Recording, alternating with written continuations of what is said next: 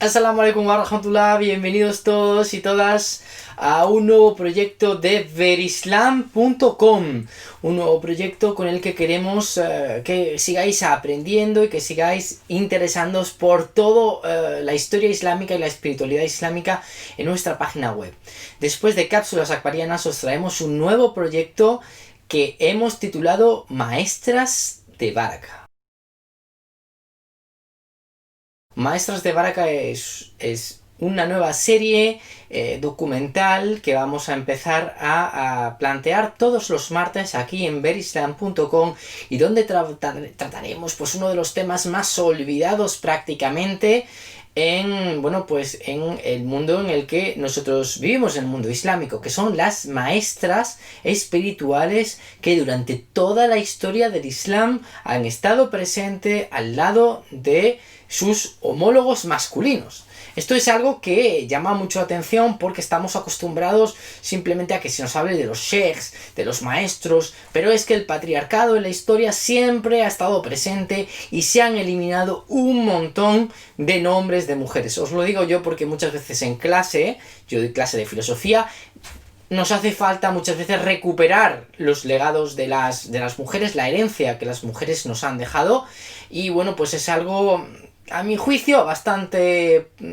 problemático. Ha sido una cosa que echamos sin duda en falta.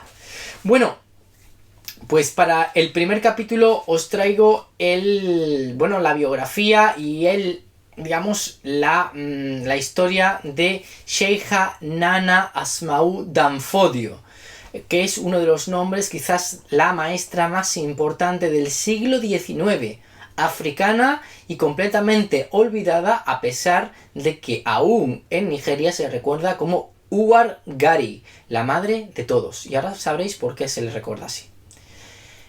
Sheikha Nana Asma'u Danfodio fue una figura clave, hija del gran reformista, del gran pensador, del gran líder islámico Uthman Danfodio, de la etnia de los Pular, una de las etnias mayoritarias en África. Ellos fueron capaces de construir un importante califato que duró hasta la llegada de los británicos en el norte de Nigeria y del que hoy sus descendientes siguen siendo los gobernantes tradicionales. Como os decía, es la pensadora sufí más importante del siglo XIX y que ha tenido una repercusión muy grande a pesar de haber sido completamente olvidada para la mayoría de los libros. Cuesta mucho encontrar libros donde se hable de esta pensadora. Aún así, merece muchísimo la pena pensar un poco sobre ella, ¿no?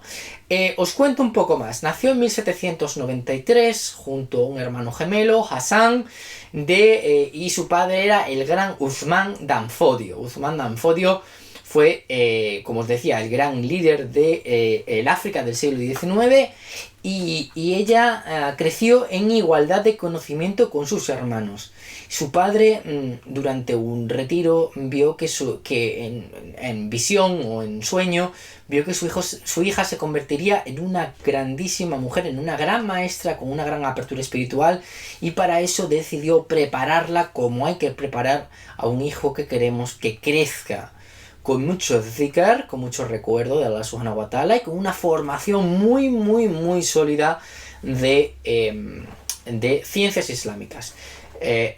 Uthman Danfodio, igual que a todos sus hijos, le dio Corán, le dio ciencias islámicas que incluía lógica, retórica, filosofía, gramática, y le enseñó 4 lenguas, las 4 lenguas de su reino: su lengua materna, el Pular, la lengua franca de la región, el Hausa, el árabe, por supuesto, que era la lengua del Din, la lengua donde se estudiaba el ilm, del conocimiento, y el Tamashek, la lengua que hablan los tuaregs, que habían sido los maestros, prácticamente un maestro de los tuareg había sido el sheikh de Uthman Danfodio, y él tenía muy buenas relaciones. Así, Nana Asma'u podía escribir y hablar en 4 idiomas diferentes. Imaginaos eso lo que significaba en el siglo XIX. Bueno, pues ella creció en un ambiente prácticamente de igualdad, aprendió el Corán muy joven, asistió a las clases junto con sus hermanos, especialmente su hermano Mohammed Bello, que se convertiría en el gran sultán de la región del norte de Nigeria, y a partir de ahí empezaría una gran labor. ¿Por qué? Porque su padre estuvo mucho tiempo en guerra, y en esa guerra hubo muchísimos huérfanos y muchísimos refugiados. Y el primer trabajo que tuvo, ella se casó joven con el visir de su padre, con Dangidado, y junto con su marido se dedicaron a recoger a esos huérfanos, recoger a esos refugiados y darles conocimiento. Eso empezó a darle el apodo como la conocían, Uwar Gari, la madre de todos. Y esto fue el preludio para que se convirtiera en una gran sheikha, no solo una gran alima, no solo una gran sabia del ilm, sino también una sheikha, una gran especialista en la marifa, en el conocimiento de Allah subhanahu wa ta'ala. Y así comienza una historia apasionante porque nos habla prácticamente de una persona que fue capaz, pues, de deciros que fue la responsable de la emancipación o de llevar a cabo los planes que su padre, Uthman Dan Fodio, tenía para las mujeres dentro de su califato.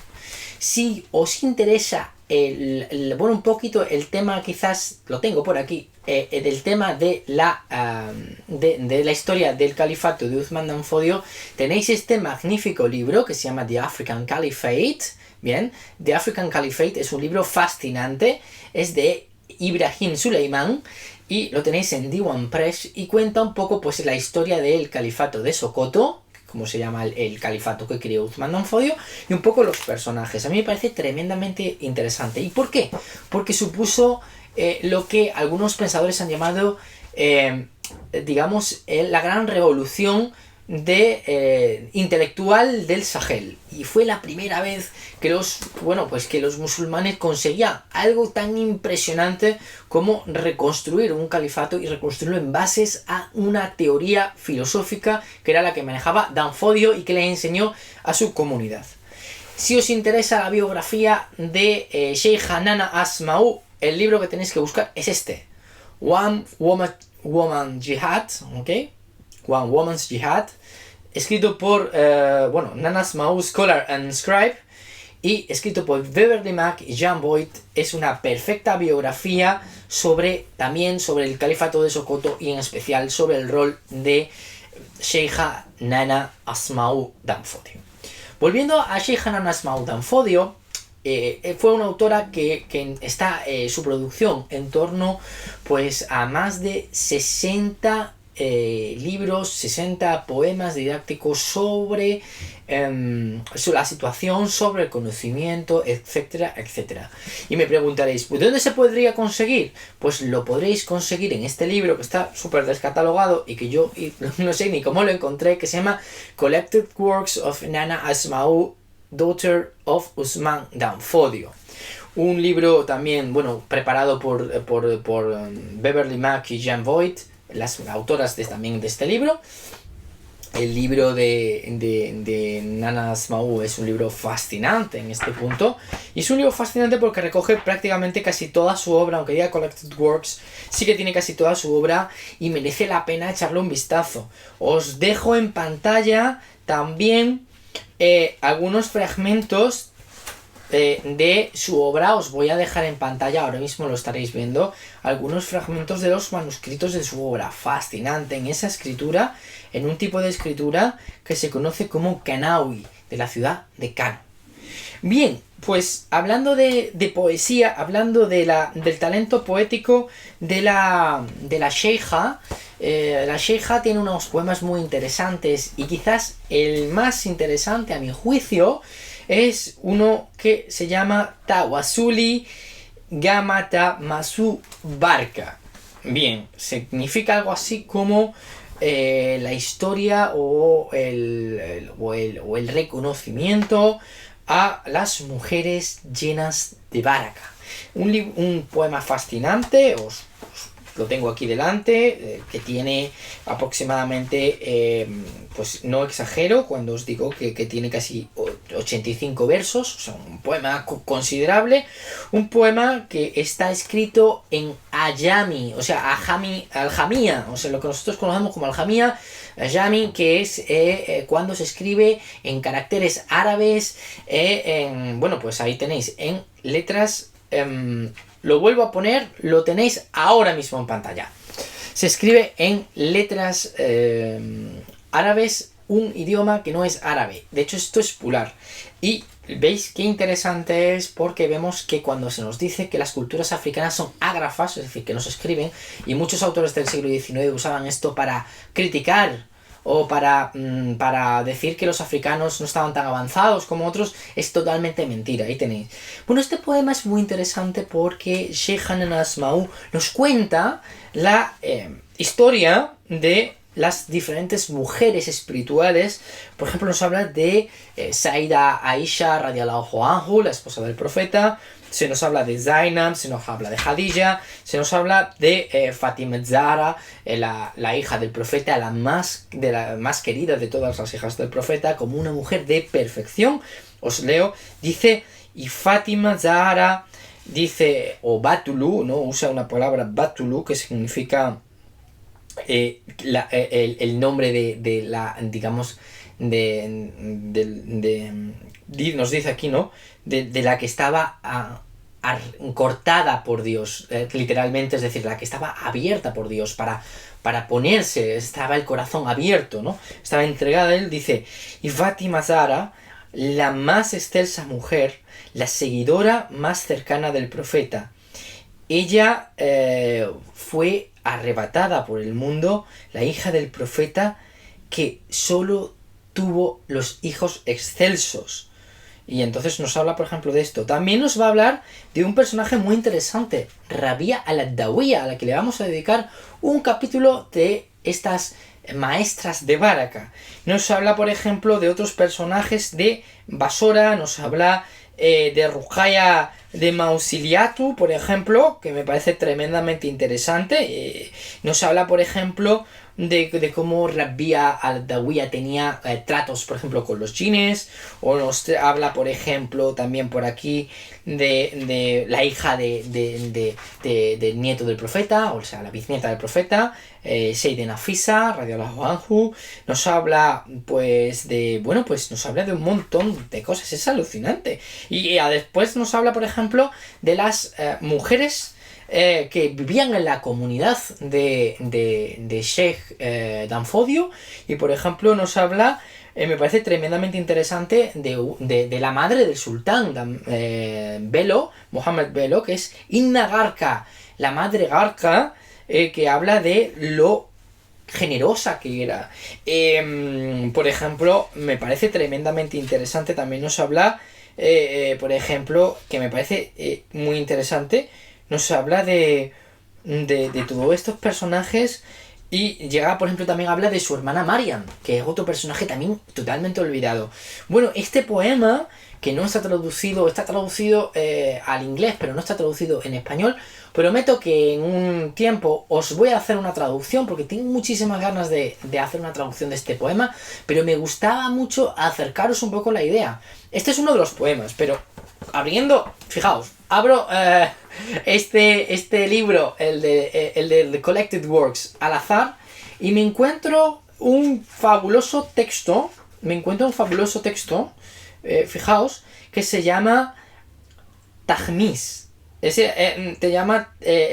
un poema precioso, es un poema, es un resumen, es un tajmis de una obra que se llama Teme esto. Y es una de las típicas obras que se usaban porque, como ellos creían que estaba llegando el fin del mundo, es una época que parece que está llegando el fin del mundo, ella lo que hace es que hace un resumen, y hace un precioso, en este tajmis, que es un resumen de la obra de Mohamed Tukur, que es uno de los personajes también clave de esta época, de Mohamed Tukur. Para que la gente pueda comprenderlo, hace un resumen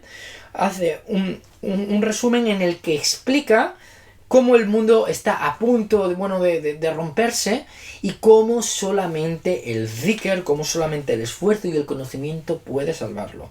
Es una cosa fascinante. Esto, por ejemplo, está hecho en la lengua Hausa. La lengua Hausa es una de las lenguas del norte de Nigeria más importantes.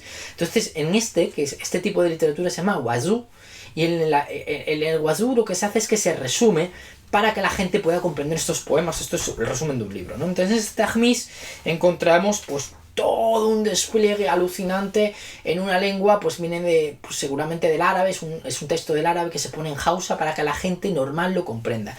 Y este es uno de los puntos interesantes de Sheikha Nana Asma'u, y es que ella tuvo, digamos, una capacidad muy grande de conectar con las personas. Tuvo una capacidad muy grande, a mi juicio, que es tela de interesante o muy muy interesante, de encontrar precisamente ese punto de ser capaz de transmitir el conocimiento tan elevado de su padre, de sus hermanos, de la gente de la comunidad, a el resto de la comunidad, especialmente a las mujeres. Es muy interesante también de que ella y la gente que le ayudó alfabetizaron a más de 8.000 mujeres. Imaginaos, eso es lo que significaba en el siglo XIX. Consiguió una alfabetización y progresivamente, a su muerte en 1864, creó toda una red de escuelas para poder alfabetizar y que las mujeres pudieran aprender a escribir, a leer, y conocimiento profundo sobre el din, sobre determinados aspectos. Esto, que lo sepáis, fue abolido cuando llegaron los británicos. Graciosa paradoja. Los británicos, que acusaron a los Danfodio de bárbaros y salvajes, destruyeron el sistema de alfabetización que había creado Nana Asma'u y redujeron a las mujeres a quedarse en casa siguiendo el modelo victoriano de cómo la mujer debía de comportarse en sociedad, algo que no es islámico. El ejemplo de Nana Asma'u nos muestra cómo es una maestra que es capaz de traer ejemplos antiguos, empoderar a las mujeres y construir comunidad. Esto es un pequeño ejemplo de las muchas mujeres que hay. Yo he cogido a Nana Asma'u porque me parece un personaje fundamental.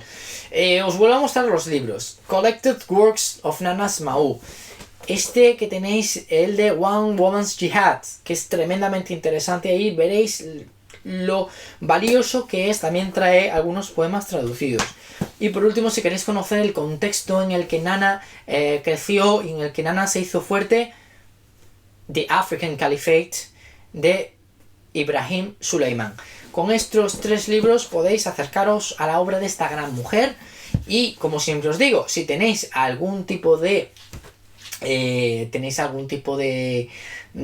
comentario, o tenéis algún tipo de de opinión, o queréis debatir algo, ponerlo en los comentarios de YouTube o enviarnos un DM en el canal de Verislam de Instagram. Así que muchísimas gracias, espero que os guste esta nueva serie.